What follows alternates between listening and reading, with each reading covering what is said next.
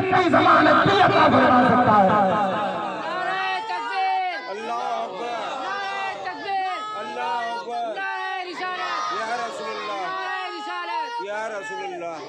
ماشاءاللہ، یہ ہمارے بزرگ کا حوصلہ کریں۔ آپ اب لگائیے دوبارہ، لگاؤ نعرہ۔ ماشاءاللہ،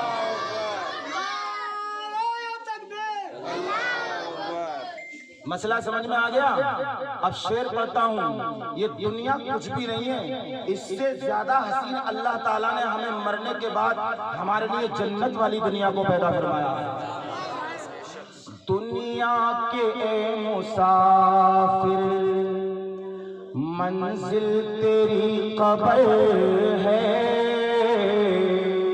لوگ سوچ رہے ہیں ہماری منزل منصور کے پلاٹی خریدنے میں ہے، کوئی سوچ رہا ہماری منزل نیمچ میں بہت بڑی بلڈنگ بنانے میں ہے، مگر قرآن اور شریعت مسلمان کو کیا کہہ رہی ہے ملاحظہ فرمائیے۔ دنیا کے اے مسافر منزل تیری قبر ہے، اور طے کر رہا ہے جو تو، طے کر رہا ہے جو تو، 2 دن کا یہ سفر ہے، طے کر رہا ہے جو تو، 2 دن کا یہ سفر ہے۔ کلام بہت پہلے لکھا گیا ہے، مگر الحمدللہ آج بھی پڑھو تو دم رہتا ہے۔ اگر اجازت ہو تو اس کا ایک آدھ بند سنا دوں آپ کو۔ جب سے بنی ہے دنیا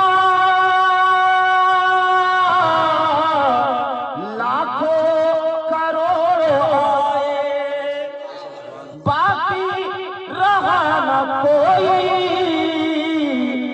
مٹی میں سب سمائے، اس بات کو نہ بھولو، اس بات کو نہ بھولو، سب کا یہی حشر ہے۔ دنیا کے اے مسافر منزل تیری قبر ہے۔ اب چاہے محبت سے نہ بھی سنو گے تو بھی میں سنا کے جاؤں گا۔ یہ اونچے اونچے بنگلے کسی کام کے نہیں ہیں، اور محلوں میں سونے والے مٹی میں سو رہے ہیں۔ بتاؤ ایسا ہے کہ نہیں؟ جن کو تم نے اسی کے روم میں دیکھا ہوگا، مگر کبھی ایسا بھی دن آیا کہ وہ قبرستان میں مٹی کے کھول میں جا کے سو رہا ہے۔ بڑے بڑے سکندر پہلوان چلے گئے، اور یہی احساس دلانے کے لیے مرحوم کے گھر والوں نے تمہارے لیے پروگرام سنوایا ہے۔ سمجھ رہے ہیں؟ یہ ہدایت کے لیے پروگرام ہوتے ہیں۔ یہ اونچے اونچے بنگلے کسی کا ممکن نہیں ہے، اور محلوں میں سونے والے مٹی میں سو رہے ہیں۔ نچوڑ کیا ہے؟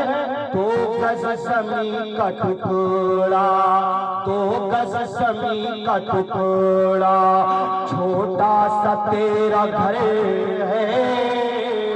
دنیا کے اے مسافر منزل تیری قبر ہے۔ اور آخری بند ملاحظہ فرمائیے گا محترم حضرات، اگر یہاں نہیں بولیں گے آپ تو پھر کہاں بولیں گے؟ میاں دنیا میں جو کر کے چلے جاؤ گے، دنیا میں جو دین کی راہ پہ خرچ کر کے چلے جاؤ گے، دنیا میں جو غریبوں کی مدد کر کے چلے جاؤ گے، دنیا میں جو ضرورت مندوں کی ضروریات پوری کر کے چلے جاؤ گے، یہ ضروریات کے کام ہی تمہارے کام آئیں گے، ورنہ کوئی دنیا کا پہلوان قبر میں بچانے کے لیے نہیں آئے گا۔ اور کتوں کو تم نے دیکھا ہے جن کو کہتے تھے یہ ہمارا لنگوٹیا یار ہے، وہ بھی قبرستان کے باہر تمہارے ساتھ ملاقات کے لیے نہیں تیار ہے۔ ایسا لنگوٹیا یار کہ تمہاری نماز جنازہ تک میں نہیں کھڑا ہو پاتا ہے۔ وہ اگر دوستی کرو تو ایسے سے کرو کہ مرنے کے بعد پہلی صف میں تمہارے ساتھ کھڑا ہو۔ زور سے بولو سبحان اللہ۔ آنکھوں سے تو نے اپنی دیکھے ہیں کئی جنازے. دیکھیں کہ نہیں دیکھیں؟ بڑے بڑے اچھے شہرت مندوں کے. ماشاءاللہ اللہ اس بچے کی عمر میں برکت عطا فرمائے. یہ بچہ ہو کے بول رہا ہے، تم زبان ہو کے نہیں بول پا رہے ہو. آنکھوں سے تو نے اپنی دیکھے ہیں کئی جنازے، اور ہاتھوں سے تو نے اپنے دفنائے کتنے مردے. انجام سے تو انجام سے تو آخر کیوں اتنا بے خبر ہے دنیا کے اے مسافر. منزل تیری قبر ہے، طے کر رہا ہے جو تو 2 دن کا یہ سفر ہے. اور واقعی یہ 2 دن کا ہی سفر ہے. جب روح نکل جاتی ہے تو میاں ایسے ہوتا ہے جیسے ٹریکٹر کے پہیے میں پنچر ہو جاتا ہے. ہوتا ہے کہ نہیں ہوتا ہے؟ مگر ٹریکٹر کا پہیہ تمہارا بنایا ہوا ہے میاں، تم اس میں پنچر جوڑ کر دوبارہ چلا لیتے ہو. مگر جب انسان کی باڈی کا پنچر ہوتا ہے تو اسے کوئی جوڑ نہیں. سمجھ رہے ہیں آپ؟ اس لیے ایسے راستوں سے بچیے، ایسے کانٹوں سے بچیے کہ روح نکلنے سے پہلے کوئی تمہارا پنچر نہ کر جائے. میری بات سمجھ میں آ رہی ہے کہ نہیں آ رہی ہے آپ کے؟ ایک مثال کے ذریعے میں آپ کو سمجھاؤں گا انشاءاللہ. آج بہت وقت آئے گا، اگرچہ محفل بڑی کم ہے مگر تمہارے سبحان اللہ کہنے میں بہت بڑا کام ہے. ایک سبحان اللہ کا 90 نیکیاں مل رہی ہیں آپ کو. اس لیے بولتے رہیے گا محترم حضرات، اور کچھ یہ سوچ کر دیکھیے کہ ہمیں بھی ایک دن جانا ہے میاں. مگر اللہ کی رحمتوں کا سہارا جسے مل جاتا ہے سبحان اللہ، وہ کتنا ہی بڑا گناہگار کیوں نہ ہو، میرا مولا ایک ہی نیکی کی برکت سے بخش دیتا ہے. اور اس کی پکڑ بڑی سخت بھی ہے کہ وہ کتنا ہی نیکوکار کیوں نہ ہو، اور اگر اس کے محبوب کی کوئی گستاخی کر دے تو میاں اس کو جہنم بھی رسید ہو جاتا ہے. حضرت امام غزالی رحمت اللہ تعالی علیہ اپنی مشہور زمانہ میں ایک واقعہ لکھتے ہیں کتاب میں، جس کتاب کا نام ہے محترم حضرات احیاء العلوم جلد نمبر 2. کہتے ہیں کہ ایک شخص بصرہ کے علاقے میں، بہت سنجیدگی کے ساتھ سنا رہا ہوں، اگر آپ لائن پر رہیں گے تو میں کہنے کی ضرورت نہیں پڑے گی، آپ کا دل سبحان اللہ بولے گا انشاءاللہ، اور زندگی میں انقلاب پیدا کرنے کی کوشش کریں گے. کہتے ہیں ایک گاؤں میں ایک ایسا شخص رہتا تھا بصرہ کے قریب کہ میاں اس کا لوگوں نے، گاؤں والوں نے بائیکاٹ کر رکھا تھا. اس کے گھر میں کوئی شادی آتی تو سماج کا کوئی نہ جاتا، اس کے گھر کا کوئی مر جاتا تو اس کے دفن میں انتقال میں کوئی نہ جاتا.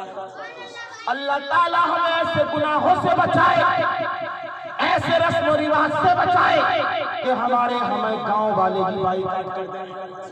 بتائیے کتنا منحوس ہوگا وہ شخص جس کے یہاں اگر کوئی خوشی یا غم ہوتی ہے نہ مسجد کے امام جاتے، نہ مسجد کے صدر صاحب کمیٹی والے جاتے، نہ محلے کے کوئی لوگ جاتے. ایک دن ایسا آیا کہ اسی انسان کا انتقال ہو گیا. اللہ اکبر. اب گھر میں بیوی تنہا اپنے شوہر کی لاش کے قریب بیٹھی ہوئی رو رہی ہے. کوئی گاؤں کا محلے کا شخص نہ اسے غسل دینے کے لیے آ رہا ہے، نہ اسے کفن پہنانے کے لیے آ رہا ہے، نہ کوئی قبرستان میں جا کر اس کی قبر بتا رہا ہے.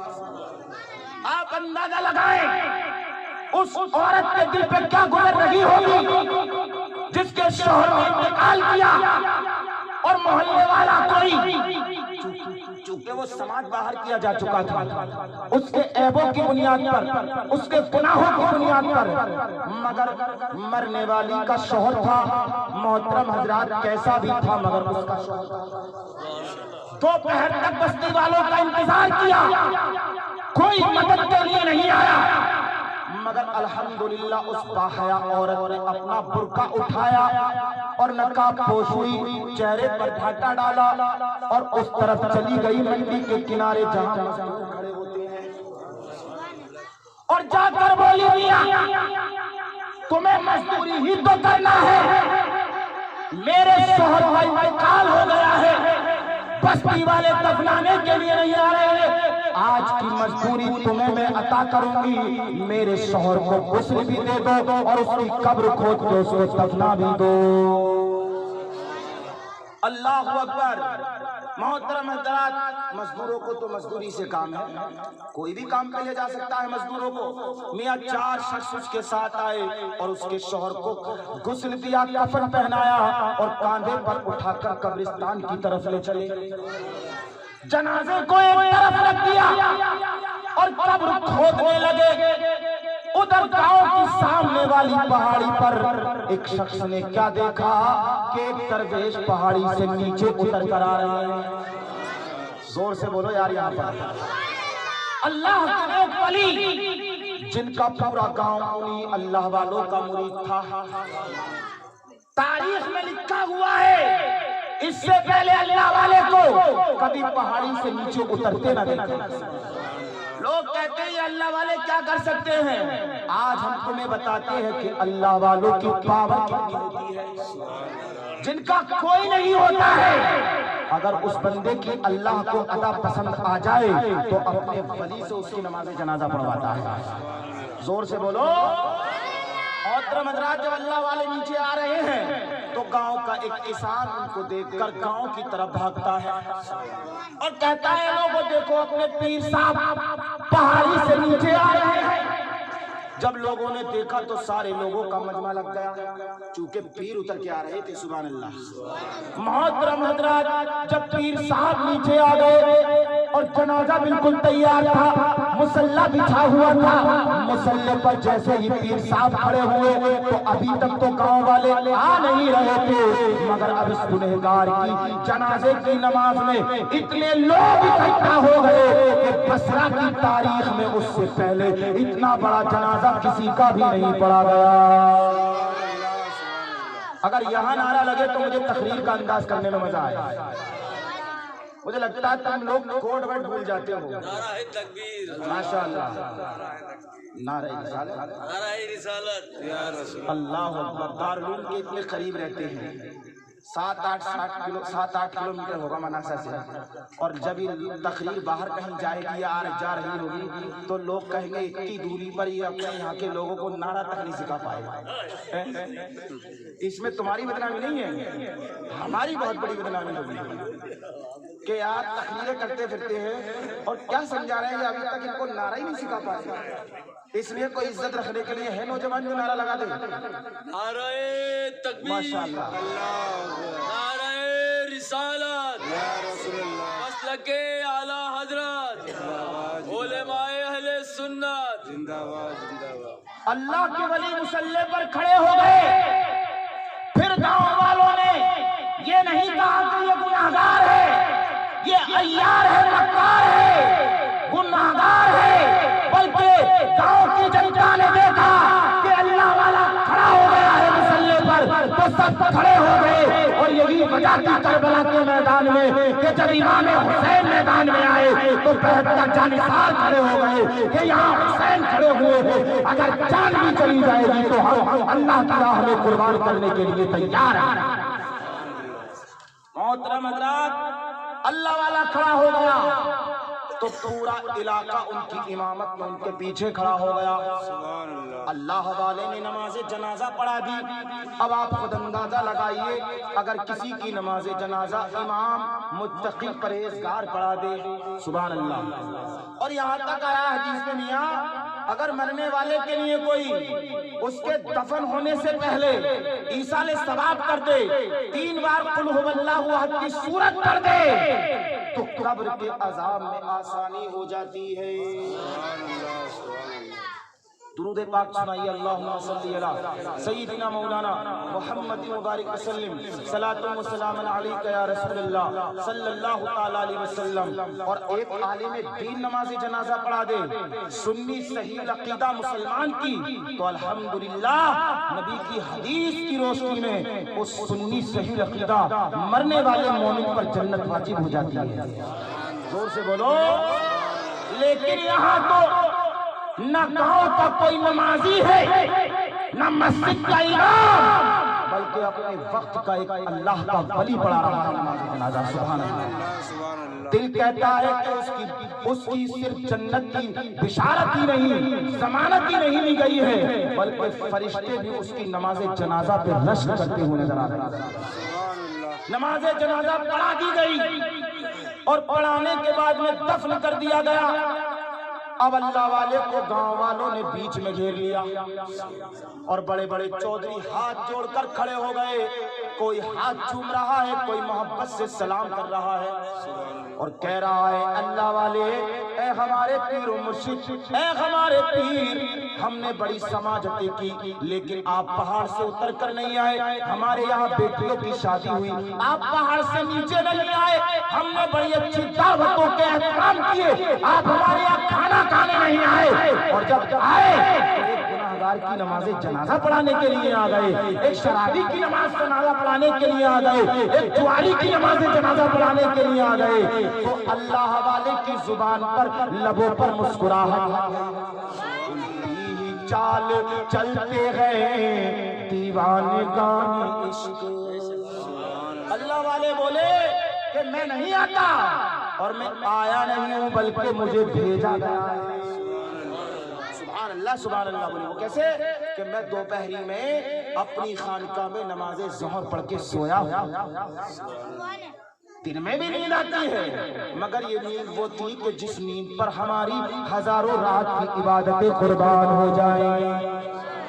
اے اللہ کا ولی سوئے تو عبادت ہے، کیونکہ حدیث میں آیا ہے کہ اگر کوئی نمازی پوری رات نماز نفل ادا کرتا رہے اور دین پڑھنے سکھانے والا پوری رات محترم حضرات جو ہے سوتا رہے عالم دین، تو یہ نماز پڑھنے والا اس سونے والے عالم دین کے برابر نہیں ہو سکتا. یہ فرق ہوتا ہے پڑھ میں اور ان پڑھ میں، پڑھے لکھے میں اور ان پڑھ میں. اور یہ وہابی کہتے ہیں کہ ہم رسول پاک کی طرح معاذ اللہ رب العالمین. ارے جب دنیا میں عالم اور غیر عالم برابر نہیں ہو سکتے تو یہ جاہل نبی کے برابر کیسے ہو سکتے ہیں؟ ہو سکتے ہیں کیا؟ میرا مقصد ہے اس علاقے میں عشق رسول کی لہر کو عام کر دینا اور ہر گھر میں مسلک اعلیٰ حضرت کے جھنڈے کا پرچم گاڑ دینا. محترم حضرات، اللہ کے ولی بولے میں آیا نہیں ہوں، مجھے بھیجا گیا ہے. بولے وہ کیسے؟ کہ میں اپنی خانقاہ میں پہاڑ پہ سویا ہوا تھا اور کسی حادثے تحت کی آواز آئی اور آواز دینے والے نے کہا اے ہمارے بندے تو سویا ہوا ہے اور ہماری ایک نیک بندی اپنے شوہر کی قبر کھدوانے کی تیاری کر رہی ہے. جاؤ پہاڑی سے نیچے اترو اور ہمارے اس بندے کی نماز جنازہ پڑھاؤ. اے مولا وہ تو گناہگار ہے، آواز آئی اور تمہاری نظروں میں گناہگار ہے مگر پروردگار نے اس کی بخشش و مغفرت فرما دی. الٹی چال چلتے گئے دیوانگان عشق، آنکھوں کو بند کرتے گئے دیدار کے لیے. محترم حضرات، اور اس جگہ پر اعلیٰ حضرت کا ایک شعر مجھے یاد آ رہا ہے، اگر آپ اجازت دیں تو پڑھ کے سناتا ہوں. زور سے کہیے سبحان اللہ. اعلیٰ حضرت لکھتے ہیں مجرم کو نہ شرماؤ احباب کفن ڈھک دو. جس کی پورے زمانے میں رسوائی ہو رہی تھی مگر الحمدللہ اس کی نماز ایک اللہ کے ولی نے آ کر کے پڑھا دی. زور سے بولیں مجرم کو نہ شرماؤ احباب کفن ڈھک دو. منہ دیکھ کے کیا ہوگا پردے میں بھلا اور کھڑے ہیں منکر نکیر سر پر، نہ کوئی حالی نہ کوئی آور. ایک سنی کا عقیدہ ملاحظہ فرمائیے کہ قبر میں ہماری حالت کیا ہوگی. زور سے بولیں کھڑے ہیں منکر نکیر سر پر، نہ کوئی حالی نہ کوئی آور. بچا لو آ کر میرے پیغمبر تمہارا بندہ عذاب میں، بچا لو آ کر میرے پیغمبر تمہارا بندہ عذاب میں ہے۔ محترم حضرات، جب یہ کہا اللہ کے ولی نے تو پھر لوگوں نے کہا کہ اس کی ایسی کون سی نیکی تھی جو اللہ کو اس نیکی پر پیار آ گیا ہے؟ یہی تو اہل سنت والجماعت کا طریقہ ہے، زور سے بولیں۔ اور ہمیں اور آپ کو خوش ہونا چاہیے کہ ہم عمل کرنے والوں میں بھی ہیں اور بہترین عقیدہ والوں میں اللہ نے ہمیں پیدا فرمایا ہے۔ ان لوگوں میں پیدا فرمایا ہے ہمیں اور آپ کو جو لوگ خواجہ غریب نواز کے ماننے والے ہیں، جو لوگ امام احمد رضا کے چاہنے والے ہیں، ان لوگوں میں پیدا فرمایا ہے ہمیں اور آپ کو محترم حضرات جو اولیاء اللہ سے محبت کرنے والے۔ محترم حضرات، پوچھا گیا کہ اس کی بیوی کو قریب بلائیے۔ جب عورت کو قریب بلایا گیا تو اس سے پوچھا، بیٹی ذرا یہ بتاؤ تمہارے شوہر کی ایسی کون سی ادا تھی جس کی بنیاد پر اللہ نے اس کی مغفرت فرما دی ہے؟ سبحان اللہ۔ عورت بولی، حضور یہ گاؤں والے بالکل سچ کہہ رہے ہیں، میرے شوہر میں کوئی نیکی نہ تھی، دن بھر اور رات بھر شراب کے نشے میں مست رہتا تھا۔ یہ تاریخ نہیں کا وہ واقعہ سنا رہا ہوں میں، مگر کوئی انسان کسی کو برا نہ سمجھے، اس کی برائی کو برا کہے۔ اگر سنی صحیح العقیدہ ہے تو، اور اگر اس کا عقیدہ بیکار والوں میں ہے تو وہ چاہے کیسا بھی ہو اس کو ہر لیول پر برا جانے۔ کہا کون سی نیکی؟ کہا جب یہ رات کو آتے تھے تو شراب کے نشے میں بالکل دھت رہتے تھے، مگر صبح کے ٹائم پر ان کا نشہ اتر جاتا تھا، یہ غسل کرتے اور اپنے محلے کی مسجد میں جا کر فجر کی نماز با جماعت پڑھتے تھے۔ اگر دل کا تار جگہ ہو تو زور سے کہہ دو، بہت اچھی بات کہہ رہا ہوں۔ ایک بار اور بولیے۔ بولے اور دوسری نیکی؟ بولے دوسری نیکی یہ تھی کہ جب یہ بازار کی طرف نکلتے تو ان کی جیب میں جتنے بھی پیسے ہوتے، اگر کسی غریب کا بچہ یتیم بیٹا یا بیٹی مل جاتی تو یہ اپنا پیسہ ان غریبوں پہ خرچ کر دیا کرتے تھے۔ سبحان اللہ۔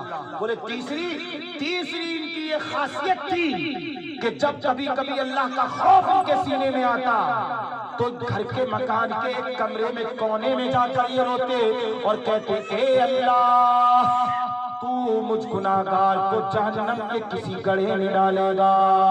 اللہ کا ولی چلا، ان کا دریائے رحمت محبت حضرات جوش میں آیا اور ارشاد فرمایا، اے بیٹی یہی تین نیکیاں ہیں کہ اللہ نے اس کے سارے گناہوں کو ان تین نیکیوں کی بنیاد پر معاف فرما دیا ہے۔ زور سے بولو۔